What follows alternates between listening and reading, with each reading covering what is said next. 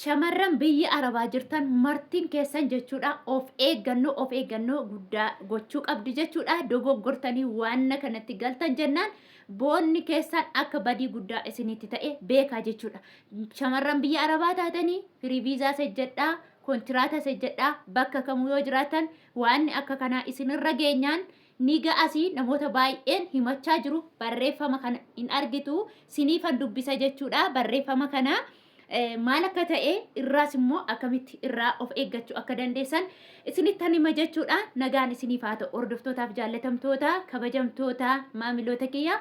ani nagaa kooti nagaa guutuu nagaa irraa afaan qaba waaqayyoof haa galatu nagaan na bira jiru immoo isin birallee akka jiru abdiin qaba jechuudha kanatti aansuun abee guyyaa har'a waan haaraa yookiin immoo viidiyoo ati nuuf fiddee dhufte maal nu fayyada jettanii yoo yaadan jechuudha egaa barreeffama ajaa'ibaa tokkotu na bira dhufeetiin jira jechuudha barreeffamni kun immoo ana qofa si qofa otoo hin taane namoota keessaafuu shamarran biyya arabaa jirtan irratti xiyyeeffata jechuudha yeroo baay'ee namoota baay'eef barreeffamni kun ni barreeffama namoonni baay'eenis immoo dubbiin kun dubbii dhugaadha jedhanii kanneen itti galaniitiin immoo karaa keessaa ba'anii rakkatan baay'eetu jira jechuudha innis maali yoo jettanii fakkeenyaaf dhaggeeffadha dursa garuu laayikii godha viidiyoo kana koomentii kana yookiin immoo barreeffama keessan naaf barraa'e kana My Love Drip jedha mata duree ishee jechuudha maqaan ishee My Love Drip jedha barreeffama isheen karaa tiktookiidhaan natti barreessite jechuudha dubartiidha piroofaayilii irra godhatteetti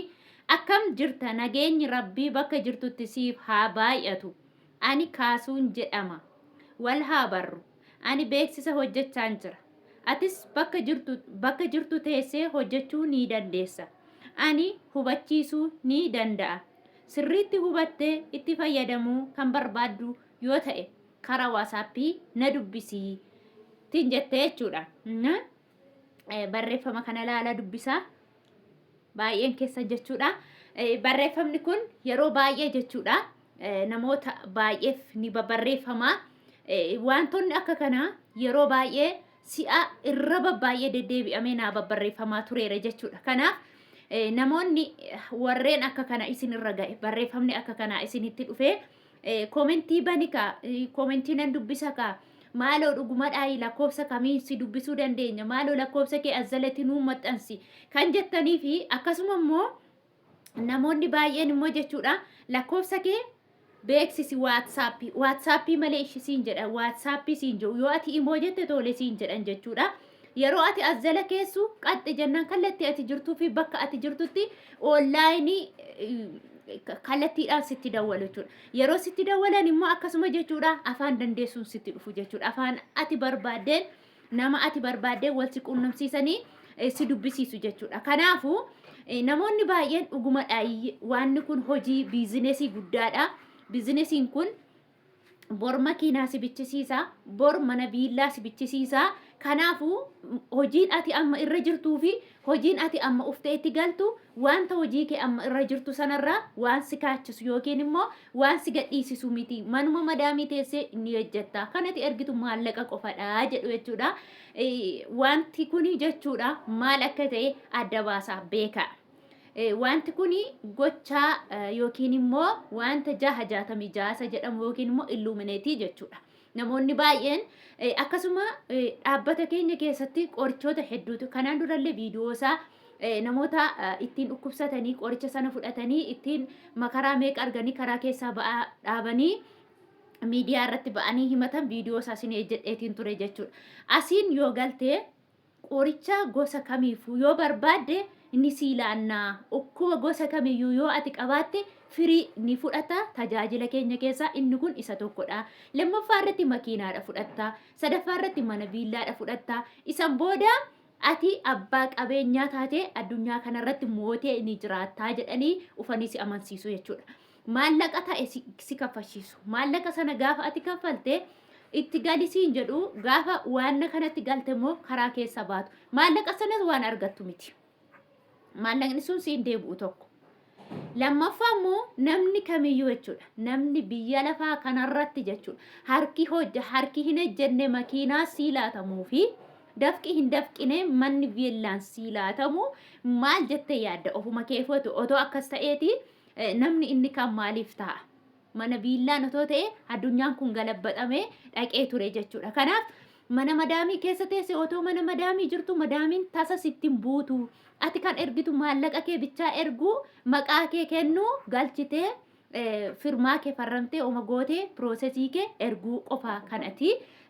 sirraa eegamu kan jedhanii haala kanaan si goyyomsanii itti si gashu jechuudha. Namoonni baay'een irra caalaa kana ni arge. Dhugaa dubbachuuf wanti kun gadi fageeffame maal akka ta'e kan isaanii hin galle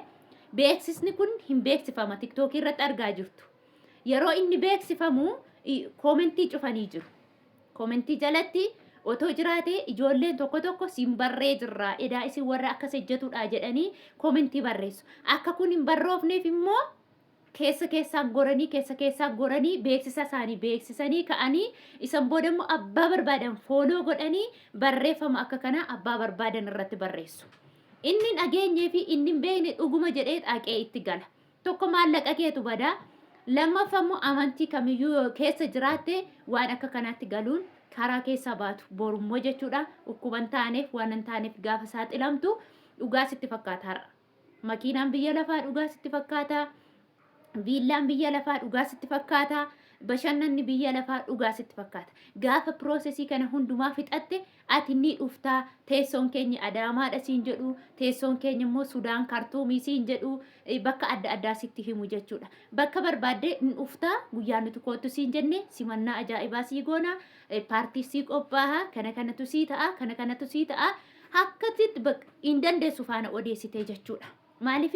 karaa kanaa ijoollee baay'een itti galanii ijoollee baay'een itti kassaranii ijoollee baay'een itti dhukkubsatanii namoota baay'eetu garee keessatti dhugaa ba'ee jechuudha. Gizee tokko garee uummanni jiru garee Oromoo kan jedhu tokko jira ture isa keessa jira ture yeroo sana guruppii sana keessatti jechuudha namoonni baay'een maallaqa warri kaffalan maallaqni keenyis nu galle'anii deebi'aniillee warra hiriyoota isaanii abaabbalanii geessan tullee jira jechuudha. Obboleettii abaabbaltee goddanyaa abaabbaltee kan geessanii itti laataniitillee maallaqa koositu kana nagachisiise jedhaniitillee deebi'anii obbolaan lamaan wal lolanitu jira garee keessatti dhugaa ba'anii jiru jechuudha. Kanaafuu namoonni waan akka kanaa isin mudate jechuudha manuma madaamii keessanii callisaa hojjetadha. Ishuma qabdi sana waaqayyo naa eebbisi jedha rabbi naa eebbisi jedha amantii qabdanitti ishuma qabattanii yoo galtan bareedaadha malee namni kamiyyuu otoon ejjetiin biillaatti galuu otoon ejjetiin makiinaa yaabbatee adeemuu fi otoon ejjetiin biyya adda addaa deemee bashannanuu jechuun keezii biraa qaba. Kanaafuu ittiin galiina of eeggannoo guddaa akka gootan isiniin jedha. Akkasuma immoo yaadaa fi dogoggora yoo qabaadhe dhiifama naa godhaa isiniin jedha. Qorichoota adda addaa online irratti akka kanaatiin gurguraman illee fuutanii akka dhuunee akka ittiin fayyadamne isiniin jechuun barbaada. Dogoggorri yoo jiraate dhiifama isiniin jedha. Turtii biraa yookiin immoo viidiyoo biraan walitti deebina. Nagaan naa tura. Baay'een isin jaaladha. Baay'een isin kabaja. Viidiyoon kun isinitti tole immoo laayikii naaf godhaa isiniin jechuun jaaladha.